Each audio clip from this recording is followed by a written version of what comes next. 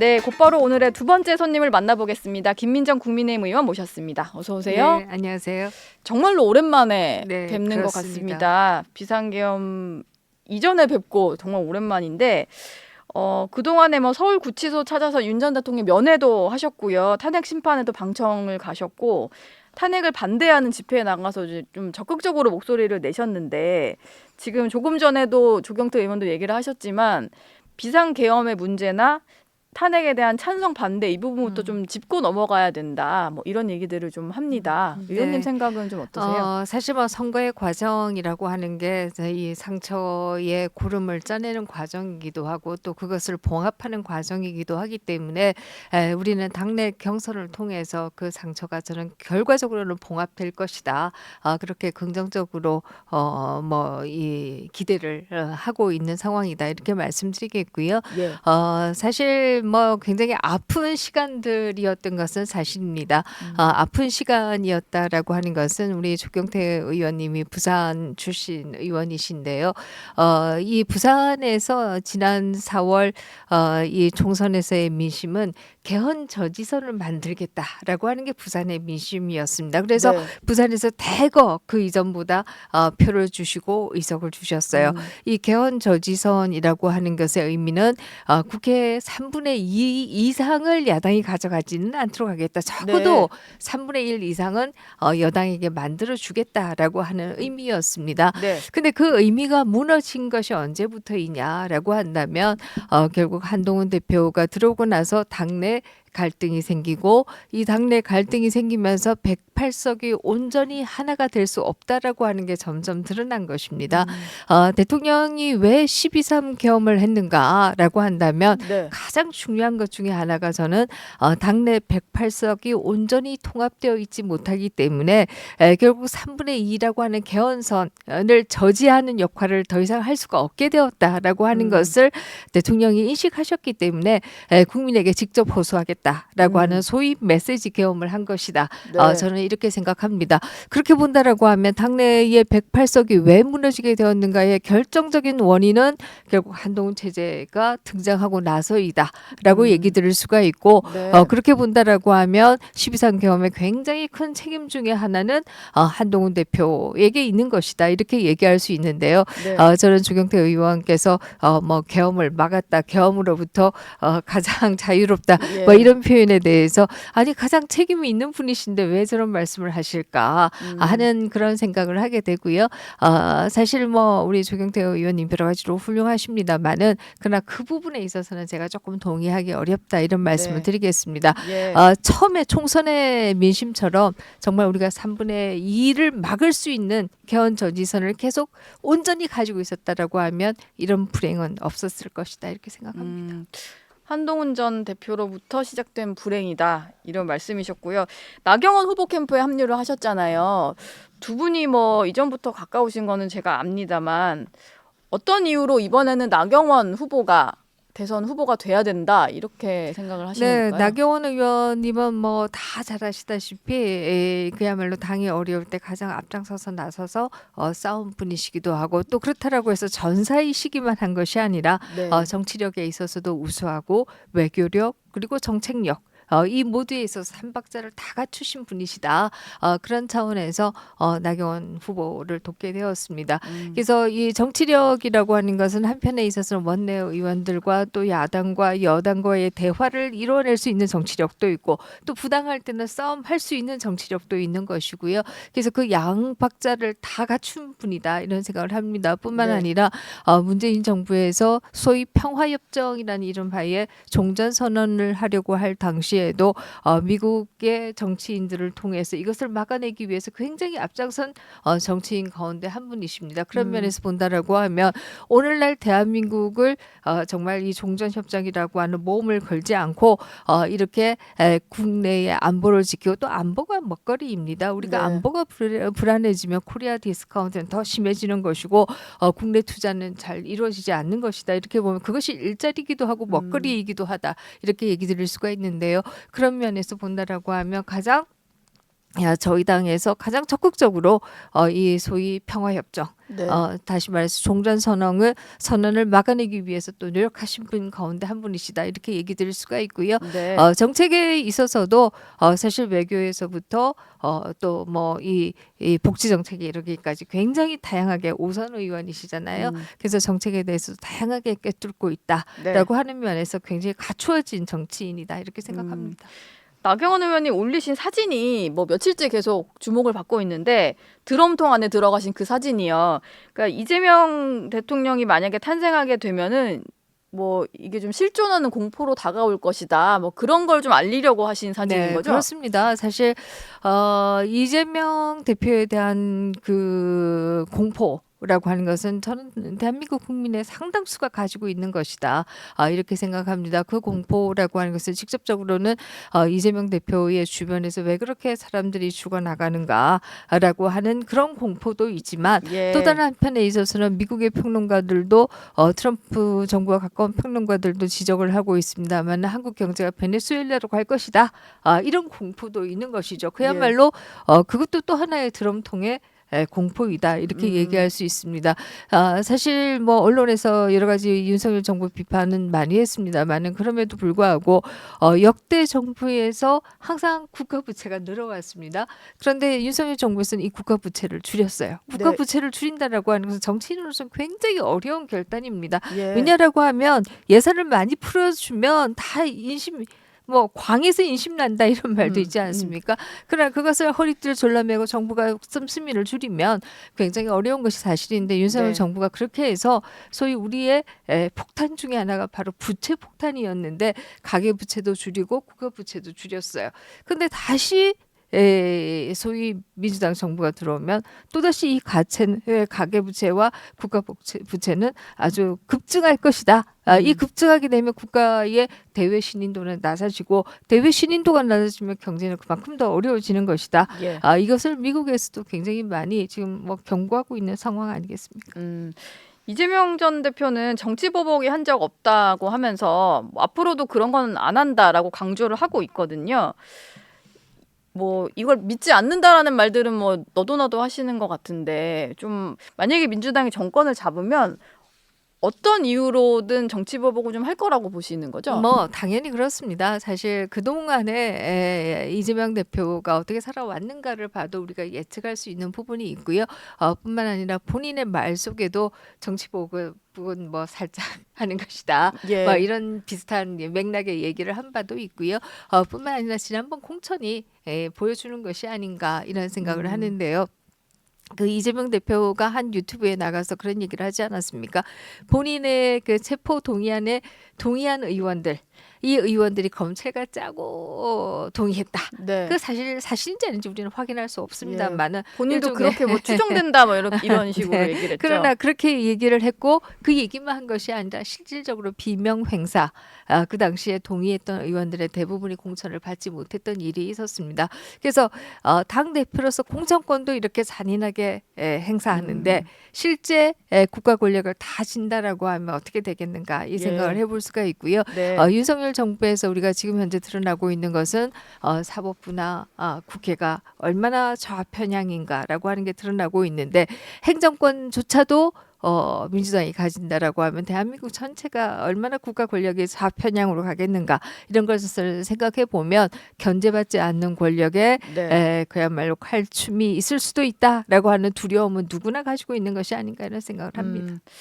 뭐 앞서서도 한동훈 전 대표 얘기를 하긴 하셨습니다만 윤 전 대통령 파면 그리고 이제 비상계엄으로 가는 과정에 가장 큰 책임이 있는 인물이다 이렇게 보시는 거잖아요. 근데 한동훈 전 대표 같은 경우는 이제 본인의 어떤 후보로서의 뭐 자격이 없다라고 하는 나경원 의원을 향해서 과거에 이제 박근혜 전 대통령 때 이제 후보로 나왔었던 이정희 통합진보당 후보에 좀 빗대거든요. 이건 좀 어떻게 사실 들으셨어요? 저는 그 비유가 전혀 뭐 무슨 얘기인지를 잘 모르겠어요. 왜냐라고 하면 이정희 전 의원과의 나경원 후보와의 공통점이라고 한다면 서울대 출신 여성 변호사 정치인.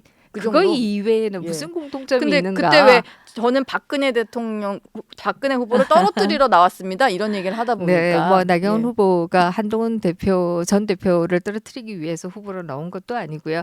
정말 대한민국을 지키겠다, 대한민국의 자유민주주의를 지키겠다라고 해서 나온 예. 것이고, 뿐만 아니라 일각에서는 한동훈 대표가 박근혜 전 대통령이 아니다, 뿐만 아니라 박근혜 전 대통령을 어렵게 몰고 간 것이 한동훈 대표다라고 지금 소송을 하고 있는 분도 있는 것으로 제가 알고 있습니다. 예. 그래서 그 비유라고 하는 것은 오히려 자기 뭐 얼굴에 침 자기 뱉기다 발등 찍기가 됐나요? 네. 이렇게 생각합니다. 예.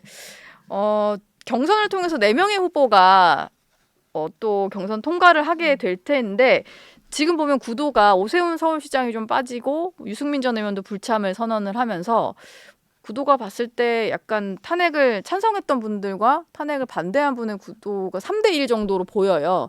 그렇게 됐을 때는 사실 3명의 후보들은 좀 표를 나눠 먹게 되니까 불리하지 않나라는 생각도 좀 들거든요. 뭐 사실 선거라고 하는 게 한편에 있어서 선거 전략이 중요하고 유권자의 표심을 어떻게 나눠 가질 것이냐 이런 고민도 하는 것이 사실입니다만은 네. 저는 대선 후보들이 그거 가지고 정치를 하거나 선거에 나온다고 생각하지 않습니다. 자신의 가치를 자신이 가지고 있는 가치를 유권자들에게 알리고 그것을 통해서 유권자의 선택을 받기 위해서 나오는 것이지 예. 어느 표심이 어떻다 그래서 내가 어떻게 해야 되겠다 이렇게 하는 것은 저는 아니다 이렇게 생각하고 있고요. 네. 저는 결국 뭐 유권자들께서 누가 정말 자유민주주의를 지키기 위해서 또 이 자유민주주의가 북한과 우리가 같은 민족이고 우리가 그 정부가 세워지기 전만 해도 또 뭐 60년대까지만 해도 북한이 우리보다 더 잘 살지 않았습니까? 네. 그럼에도 불구하고 지금 우리와 북한에 있어서 이 큰 차이가 난 가장 큰 이유가 뭐냐라고 한다면 우리는 자유민주주의와 시장경제를 하는 것이고 북한은 그렇지 않다라고 하는 게 이 차이를 가지고 온 것이다. 네. 이렇게 본다라고 하면 누가 자유민주주의와 시장경제를 지킬 가장 적합한 후보인가? 저는 이것을 중심으로 해서 선택하시리라 이렇게 생각합니다. 한동훈 후보는 아마 경선 과정에서 계엄 당시에 무엇을 했나 다른 후보들에게 이런 걸 좀 질문을 하고 그리고 당이 어려워지는 과정에서 무엇을 지적했나 이런 걸 질문을 할 것 같아요. 벌써부터 얘기를 하는 게 김건희 여사 문제는 본인만 지적을 했다라면서 다른 사람들은 탬버린 치면서 아부했다 이런 표현을 좀 썼거든요. 네, 제가 당에서 탬버린이 있는 건 단 한 번도 본 적이 없고요. 네. 그래서 누가 탬버린을 찾는지 또 뭐 탬버린이 있기나 한 것인지는 모르겠습니다만은 다른 분이 그런 비판을 한다면 제가 수긍할 수 있겠는데요. 그러나 한동훈 대표는 그 얘기를 해서는 안 된다. 왜냐라고 하면 본인이 법무장관이었습니다. 정말 사업적으로 문제가 있다라고 하면 본인이 뭐 수사를 지휘하든 아니면 인사를 통해서라도 수사를 제대로 하게 하든지 아니면 기소를 하도록 하든지 했으면 됩니다. 그러나 아무것도 하지 않았어요. 본인은 아무 얘기도 하지 않고 있다가 이제 와서 누가 탬버린을 쳤니 안 쳤니 얘기한다라고 하는 것은 저는 옳지 않다. 이런 생각을 합니다. 지금 뭐 당내에서는 굳이 뭐 친한계 의원들이 아니더라도 김재섭 의원 같은 경우에 윤 전 대통령과 결별을 해야 된다 뭐 이런 표현을 좀 쓰고 있습니다. 지금 그런 뭐 맺고 끊는 작업이 좀 필요한 과정이라고 보시나요? 뭐 지금 현재 그 뭐 맺고 끊는다라고 하는 게 무슨 의미인지는 모르겠습니다. 윤 대통령께서 당에 지금 개입을 하고 있는 것도 아니고 선거에 개입을 하고 있는 것도 아니고 아무 얘기도 안 하고 계시잖아요. 근데 무엇을 맺고 끊자라고 하는 것인지 좀 이해가 안 되고요. 뿐만 아니라 뭐 하나 생각을 한다라고 하면 당적을 정리하도록 하자 이 얘기일 수는 있는데 네. 그것이 가지고 있는 의미가 그렇게 클까? 하는 생각은 합니다. 왜냐라고 하면요. 계엄에 대해서 헌재가 그렇게 엄격하게 판단을 했는데요. 저는 뭐든지 상대적으로 비례성의 원칙에 맞아야 된다 이렇게 생각합니다. 예를 든다라고 하면 울산시장 선거 개입의 경우에는 반민주주의, 자유민주주의를 부인한 대표적인 사건이지만 네. 아무런 처벌도 없었습니다.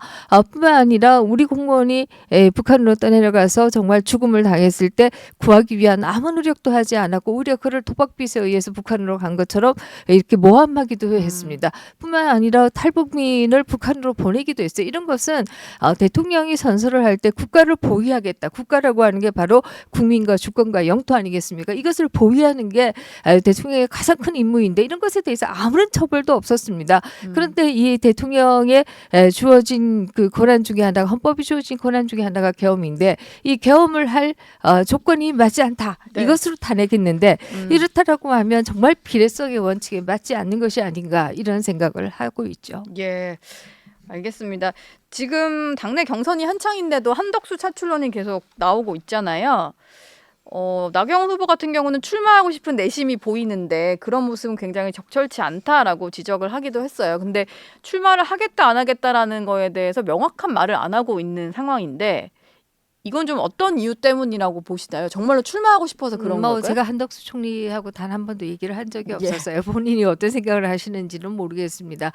그러나 제가 한덕수 총리라고 한다면 내가 정말 경제 관료로서 50년간 국가를 위해서 봉사를 했는데 나까지 또 정치에 들어가야 되는가 네. 이 생각은 하실 것 같아요. 예. 다만 그럼에도 불구하고 경제 관료이시기 때문에 한국 경제가 이렇게 성장해 오는데 작년 대정부 질문에서 본인이 처음 경제 관료로 들어갈 때 언제 우리가 일본 같은 나라가 될 수 있을까 그 생각을 하면서 참 암담했었다. 그러나 작년에 우리가 1인당 GNP에 있어서 일본을 넘어섰다. 네. 정말 강력했다 이런 얘기를 하셨는데요. 그런 입장에서 본다라고 하면 이렇게 정말 어려운 나라를 이렇게 성장시켰는데 네. 물론 뭐 그게 한덕수 총리가 혼자 있다 이런 뜻은 아닙니다. 다 같이 우리가 이렇게 일어세웠는데 이것이 베네수엘라로 갈 수 있다라고 한다면 내가 노구를 입고 나서라도 나가야 되지 않을까 이런 생각을 어느 순간에는 저는 또 하실 수도 있다 이런 네. 생각을 하게 되고요. 예. 지금은 본인도 아마 결정하지 않으신 상황이 아닐까 이런 음. 생각합니다. 그리고 또 그런 불행이 없었으면 좋겠다 이런 생각도 하시지 않을까 예. 하는 생각을 하죠. 김문수 후보 캠프로 간 박수영 의원 같은 경우는 한덕수 대행이 출마하면 단일화를 시도하겠다 이런 얘기를 좀 했어요. 내부 경선 중인데 이런 발언이 나온 거 좀 어떻게 들으셨나요? 네, 뭐 출마하시면 당연히 단일화를 해야 합니다. 당연히 빅텐트를 쳐야 한다 이런 생각하고요. 역대 한국 정치를 보면 대세론을 이기는 것은 연합이다. 네. 대표적으로 2002년 대선에서 이회창 후보가 대세였습니다. 예. 1년 동안 계속 1등이었어요. 네. 그러나 막판에 선거의 결과는 바뀌었습니다. 그래서 대세론보다 더 강한 것은 연합이다. 그렇다라고 하면 우리가 지금 현재 해야 될 굉장히 중요한 과제 중에 하나는 연합이다. 네. 그래서 만약에 한덕수 총리가 출마하신다면 당연히 연합해야 되고 그 연합을 누가 자기의 기득권을 내려놓고 잘 할 것이냐. 이것도 저는 또 우리 유권자들의 하나의 선택의 기준이 될 것이다. 예. 이런 생각합니다. 근데 나경원 후보는 한덕수 권한대행의 출마 자체가 좀 그 반대 입장을 밝히셨다 보니까 나중에 본인이 후보가 되셨을 때 뭐 그런 단일화 과정이 순탄할지는 잘 모르겠는데 반대 입장을 밝혔다 이렇게 생각은 하지 않습니다. 그 예. 발언도 지금 현재는 경제에 좀 집중하시라 이런 뜻이 되겠고요. 네. 그러나 결과적으로 선거 5월 달쯤 갔을 때 예. 선거 국면이 정말 한국 경제가 어려워질 수 있는 상황으로 간다라고 하면 한덕수 차출론이라고 하는 것은 굉장히 강해질 것이다 라는 생각을 하게 되고요. 예. 그 강해졌을 때 누가 기득권을 내려놓고 당을 위해서 헌신할 수 있겠는가 통합할 수 있겠는가 이렇게 본다라면 저는 나경원 후보가 네. 더 그 부분에 있어서도 앞서 있다 이렇게 생각합니다. 어제 헌법재판소에서 한덕수 권한대행이 대통령 몫의 재판관 지명을 한 것에 대해서 효력을 정지시켰습니다. 이게 좀 앞으로 어떤 영향을 미칠까? 근데 아까 조경태 의원 같은 경우는 한덕수 대망론에도 좀 영향이 있을 거다라고 얘기를 하셨거든요. 대망론에 영향이 있다. 저는 이거는 이유를 잘 알 수 없고요. 다만 이 한덕수 총리의 말씀은 이게 본안 심리가 아니기 때문에 일단은 가처분이기 때문에 본안 심리를 지켜보겠다라고 하는 것이고 예. 그것이 전 총리로서는 적정한 네. 태도이다 이런 생각을 합니다. 그리고 한 가지 얘기하고 싶은 것은 사실 마흔영을 임명하지 않은 것이 헌재의 구성권을 침해했다라고 하는 판결을 헌재가 했습니다. 네. 근데 왜 대통령 몫에 대해서는 또 임명하겠다라고 하니까 임명을 일단 중지하라고 하는 가처분을 또 손을 들어주는 것인지 네. 저는 헌재가 한 가지만 해야 되는 것이 아닌가 이런 생각을 하게 되고요. 구성권을 그렇게 중요시 여긴다라고 하면 구성권을 중요시 여기는 그 기준에서 판단을 해야 된다 이런 생각을 합니다. 뿐만 아니라 대통령에 대해서 그렇게 대통령의 헌법상의 권한을 무시할 정도로 그렇게 엄중한 판단을 했다라고 하면 국회에 대해서도 마찬가지의 판단을 해야 된다 이런 생각합니다. 대표적으로 한덕수 권한대행을 탄핵 소추할 때 국회 대통령에 대한 기준인 3분의 2를 적용하지 않고 총리라고 얘기를 하면서 과반수 네. 의결 정족수를 적용했습니다. 이것은 헌재의 본인들이 발간한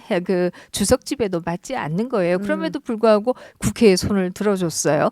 그렇다라고 하면 아니 국회에 대해서는 이렇게 흐물흐물한 헌재가 왜 대통령에 대해서는 그렇게 엄중하게 잣대를 갖다 대느냐. 예. 제발 한 가지만 하시라. 네. 그렇게 한 가지만 하지 않기 때문에 헌재에 대해서 불신이 높은 것이 아닌가 이런 음. 생각합니다.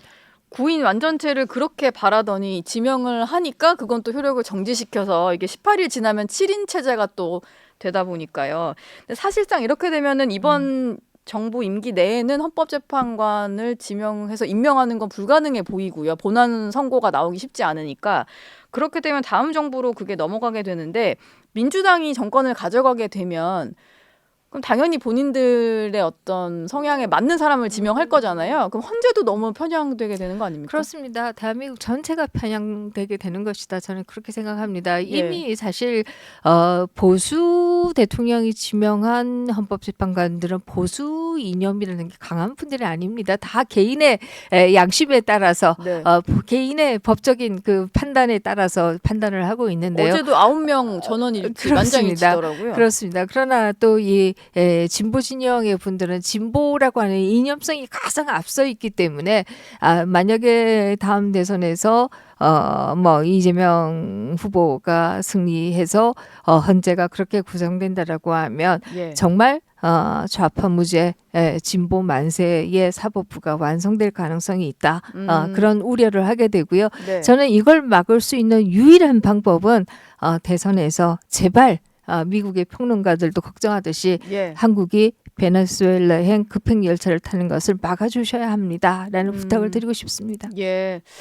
민주당은 지금 뭐 윤석열 전 대통령 때리기도 조금 중단을 하는 것 같고 계속 뭐 정책 행보 같은 거를 하면서 수권 정당으로서의 능력 보여주는 거에 좀 주력을 하는 것 같아요. 근데 국민의힘에서는 계속 봤을 때 민주당이 정권을 잡았을 때 이 삼권 분립에 큰 위기가 올 거다 이런 얘기를 하시잖아요. 근데 국민들이 봤을 때는 그게 뭐 와닿는 말은 좀 아닐 수 있어서 이거 좀 어떻게 전달하시느냐가 좀 고민이실 것 같아요. 네, 그렇습니다. 사실 뭐 언론도 뭐 이 언론 노조가 중심이 되어 있는 언론들이 굉장히 많은 것이 사실이고요. 이 때문에 언론도 기울어진 운동장인 게 사실입니다. 예. 그 때문에 저희가 메시지를 전달하기 굉장히 어려운 것도 사실이고 또 다른 한편에 있어서는 그런 언론들을 저희가 또 외면하게 되는 것도 사실이기 때문에 점점 더 메시지를 전달하기 어려운 것도 사실입니다. 그럼에도 불구하고 정말 언론인들도 저는 대한민국의 국민으로서 또 미래 세대에 대한 걱정을 하신다라고 하면 정말 좀 진실을 전달하셔야 한다 이런 생각합니다. 아까 대세론을 이기는 것은 연합밖에 없다라고 네, 말씀을 그렇습니다. 하셨어요. 뭐 한덕수 권한대행이 출마하실진 모르겠습니다만 일단 국민의힘 후보가 되는 분은 아마 한덕수 권한대행이 출마를 한다면 그분과의 단일화 얘기가 나올 것 같고 근데 지금 제3지제 빅텐트론도 나오고 있습니다. 거기에는 그럼 어느 정도 수준까지 좀 힘을 합쳐야 된다고 보세요? 어느 뭐 정도 저는 들어야 이 될까요? 연합이라고 하는 게 뭐 누구는 되고 누구는 안 되고 이걸 지금 가릴 처지는 아니지 예. 않는가 네. 이런 생각하게 되고요. 사실 그 걸리버에도 정말 이 소인국에 갔을 때 소인들이 다 힘을 합치면 걸리버에게 이길 수 있는 것처럼 우리가 힘을 다 합쳐야 한다 이런 생각합니다. 뭐 특정인 거론은 좀 그렇습니다만 진보 진영에 있는 이낙연 전 총리 이런 분들까지도 뭐 사실 개헌으로 뭉치자면은 뭐 이게 반 이재명 연대가 될 수도 있는 거잖아요. 그런 분들과도 좀 힘을 합칠 필요가 있다 이렇게 보세요? 네, 그렇습니다. 왜 그러면 이낙연 총리와 같은 분은 이재명 대표와는 함께할 수 없다라고 생각하실까? 예. 이것은 저희와 바로 인식을 공유하기 때문이다 이런 생각을 합니다. 네. 이래서 지금 현재로서는 이재명 대표가 그야말로 이 대선에 승리해서 대한민국 전체를 한 방향으로 몰고 가는 거 이것을 네. 저지하는 게 가장 중요한 임무이다 이렇게 생각합니다. 근데 지금 대선까지 남은 기간이 50일도 채 안 되다 보니까 그때 노무현 대통령이 당선되던 당시는 뭐 정상적인 대선이었으니까요. 뭐 단일화든 힘을 합치든 이런 것들이 좀 길게 갈 수 있는 과정인데 지금은 한 40일 안에 그게 가능할지 이게 조금 걱정이에요. 짧은 시간에도 가능한가요? 네, 뭐 정치는 가능성의 예술이다 이렇게 흔히 얘기합니다. 그렇기 때문에 짧은 예. 시간이라고 하는 게 굉장히 큰 제약 요건인 것도 사실이지만 그러나 또 다른 한편에 있어서는 그만큼 위기감을 가질 수 있기 때문에 위기감은 또 새로운 것을 창조해낼 수도 있다 이런 생각을 하게 되고요. 네. 어쨌든 대한민국의 미래를 위해서는 우리가 다 함께 힘을 합칠 수밖에 없는 것이 아닌가 이런 생각합니다. 알겠습니다. 지금까지 김민정 국민의힘 의원과 함께했습니다. 오늘 말씀 고맙습니다.